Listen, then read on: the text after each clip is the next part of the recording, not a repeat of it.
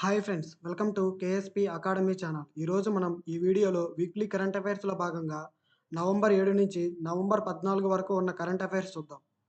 Video start చేసే ముందు అందరూ ఈ వీడియోని లైక్ చేయండి. మీరు లైక్ చేయడం వల్ల ఈ వీడియో రీచ్ అనేది పెరుగుతుంది. లైక్ చేసి షేర్ చేయండి అండ్ సబ్స్క్రైబ్ చేయండి. ఇండియా టుడే డేటా ప్రకారం దేశంలో అత్యంత శక్తివంతమైన నాయకుడిగా ఎవరు నిలిచారు? నరేంద్ర మోదీ. 2026 వరకు ఇంటర్నేషనల్ సోలార్ అలయన్స్ అధ్యక్ష స్థానం కోసం ఎన్నుకోబడిన దేశం ఏది? India. Global award for sustainable development in cities award or United Nations Shanghai global అవార్డును ఏ భారతీయ నగరానికి ఇచ్చారు? తిరువనంతపురంకి. 51వ చీఫ్ జస్టిస్ ఆఫ్ ఇండియాగా ఇటీవల సంజీవ్ ఖన్నా నియామకమయ్యారు. అయితే సుప్రీంకోర్టు సీజేఐ గురించి తెలిపే ఆర్టికల్ ఏది? ఆర్టికల్ 124. డిఫెన్స్ ఎక్సర్సైజ్ అయిన సీ విజిల్ 24 యొక్క 4వ ఎడిషన్ను నవంబర్ 20 నుండి 21 వరకు ఏ దేశం నిర్వహించింది?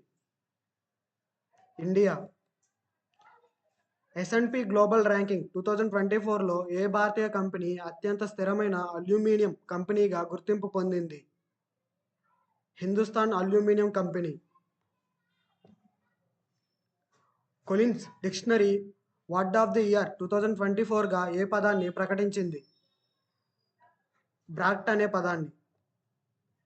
ఇటీవల వార్తల్లో నిలిచిన సహ్యాద్రి టైగర్ ఏ రాష్ట్రంలో ఉంది? మహారాష్ట్రలో. ఇండియన్ మిలిటరీ హెరిటేజ్ ఫెస్టివల్ 2024 ఎక్కడ జరిగింది? న్యూఢిల్లీ నందు. ఎడిల్ గివ్ హురేన్ టు ఇండియా ఫిలాంథ్రఫీ 2024 లిస్టులో తొలి 3 స్థానాల్లో నిలిచిన దాతలు ఎవరు? Shiv Nadar family, Mukesh Ambani family, Bajaj family.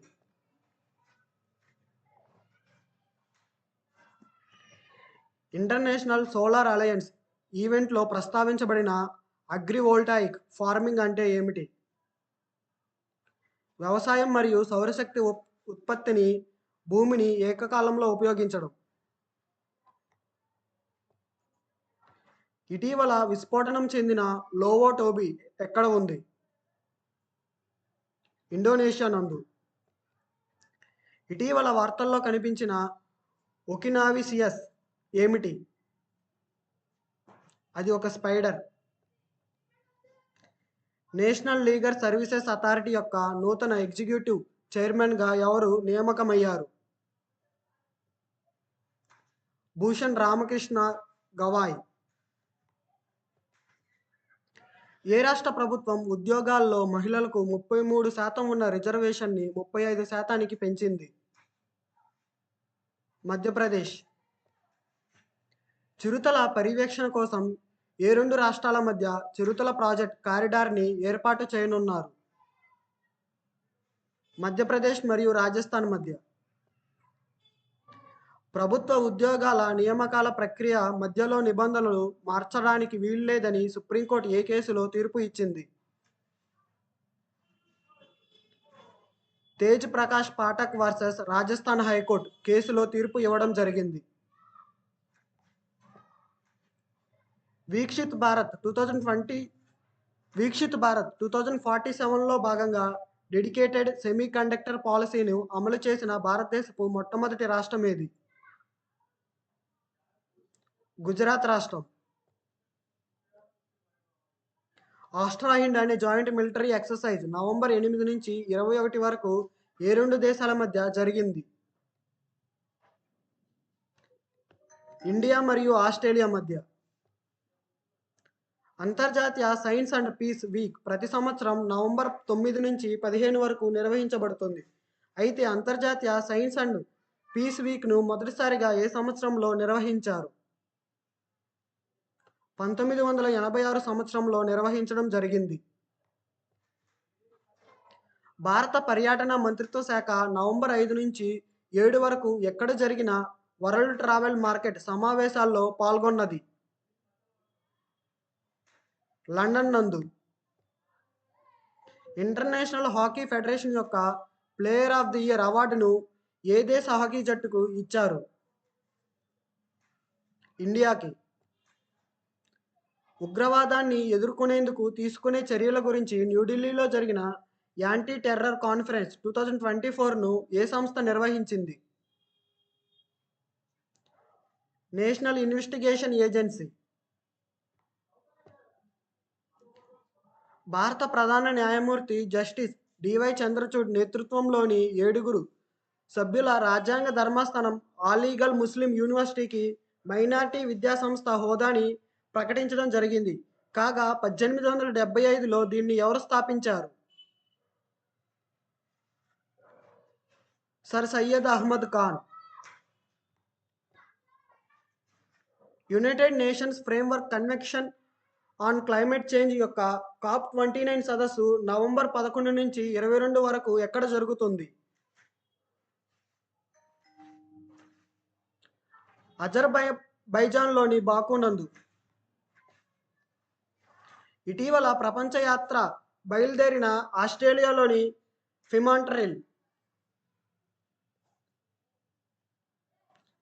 INSV Tarini. QS world university rankings Asia 2025కి సంబంధించి ఇండియా నుంచి తొలి స్థానంలో నిలిచిన సంస్థ ఏది? ఐఐటి ఢిల్లీ. ఇటీవల ప్రయోగించబడిన మినిట్ మ్యాన్ 3 హైపర్సోనిక్ న్యూక్లియర్ క్షిపణి ఏ దేశానికి చెందినది? అమెరికా దేశానికి. గ్రామీణ ప్రాంతాల్లో 5G నెట్వర్క్ సేవలు అందించేందుకు ఏ సంస్థలు millimetre wave transceiver for 5G rural కనెక్టివిటీని అభివృద్ధి చేయనున్నాయి? డీడాక్ట్ మరియు IIT Roorkee. Purvi Prahar 2024 multinational exercise ఏ తేదీలో లడఖ్లో జరగనుంది? నవంబర్ 10 నుంచి 18 వరకు. ఏ మంత్రిత్వ శాఖ 500 కోట్ల వ్యయంతో వైద్య పరికరాల పరిశ్రమను బలోపేతం చేసే పథకాన్ని ప్రారంభించింది? Ministry of chemicals and fertilisers. ఏ రాష్ట్రం మరణాలను అరికట్టేందుకు పాము కాటును గుర్తించదగిన వ్యాధిగా ప్రకటించింది? తమిళనాడును. ఇటీవల వార్తల్లో కనిపించిన బిబేక్ దేబ్రాయ్ కమిటీ దేనికి సంబంధించింది? ఇండియన్ రైల్వేస్కి. ఆహార పంటల ఉత్పత్తిని పెంచడం లక్ష్యంగా నావోదాన్ పథకాన్ని ఏ రాష్ట్రం ప్రారంభించింది? కేరళ. ఆమ్చాంగ్ వన్యప్రాణుల అభయారణ్యం ఏ రాష్ట్రంలో ఉంది? అస్సాం నందు. ఫినాకా మల్టీ బ్యారెల్ రాకెట్ లాంచ్ వ్యవస్థను ఏ సంస్థ అభివృద్ధి చేసింది? డిఆర్డిఓ. థాయిలాండ్కు బ్రాండ్ అంబాసిడర్గా మరియు గౌరవ పర్యాటక సలహాదారుగా ఎవరు నియమితులయ్యారు? సోను సూద్. మానసిక ఆరోగ్యం సమస్యలపై అవగాహన పెంచడానికి చేసిన కృషికి గాను ఇటీవల మహాత్మా గాంధీ లీడర్షిప్ అవార్డును ఎవరికి ఇచ్చారు? సోను సూద్కు.